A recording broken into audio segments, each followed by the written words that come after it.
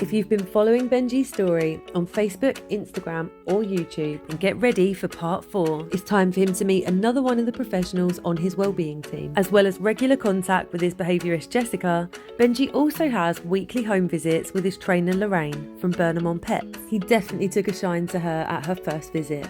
Morning team Bengie, it was lovely to meet you Marion, and Bengie yesterday is a fabulous dog.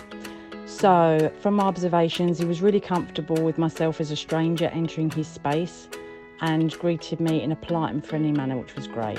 No formal training at this point, however, we did talk about some positive reinforcement and using a marker word like yes, charging it up, so say yes, give him a treat, yes, give him a treat, and then you can use this every time he does something that you want to tell him he's got it right, to give him some confidence, build your bond. Continue with the fantastic free work and enrichment opportunities that you're giving him, some passive calming activities as well, and we discussed suitable foods for his licky mat and a Kong, and we spoke about freezing a Kong as well, so that would give him prolonged licking and chewing. We talked about desensitising into a harness, and I would recommend the use of a Y-shaped harness and a freedom handle lead, which will counteract the oppositional reflex that we discussed when paired with training. So I use Tellington T-Touch equipment as it's comfortable, it provides balance. If you take Bengie on a walk, don't feel that you have to take him on 2 walks a day every day. Be guided by him, and when he is walking, it's not about getting from A to B or a specific route. Try and encourage him to do a bit of sniffing while he's there, relaxing while he's on it. So after a walk, Marion, I would scatter feed on the lawn, give him a frozen Kong or a licky mat, anything like that, just that he can bring all of those chemicals down that he's sort of built up when he's out, the cortisol and things like that. I look forward to seeing all your lovely videos of all the good work you're doing, and we'll be in touch soon.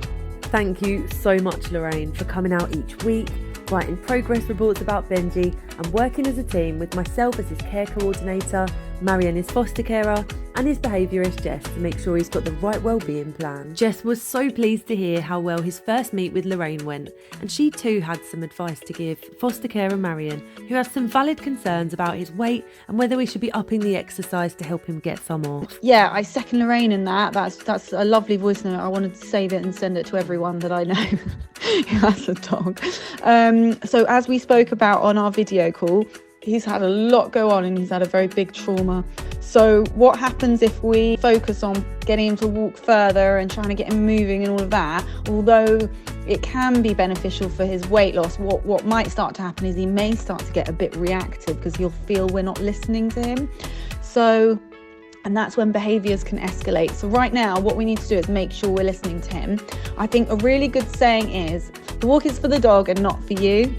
And what does that mean to Bengie? Yes, okay, there is an element where he needs to be a bit healthier, but we can work on that also with the vet and through diet and things like that.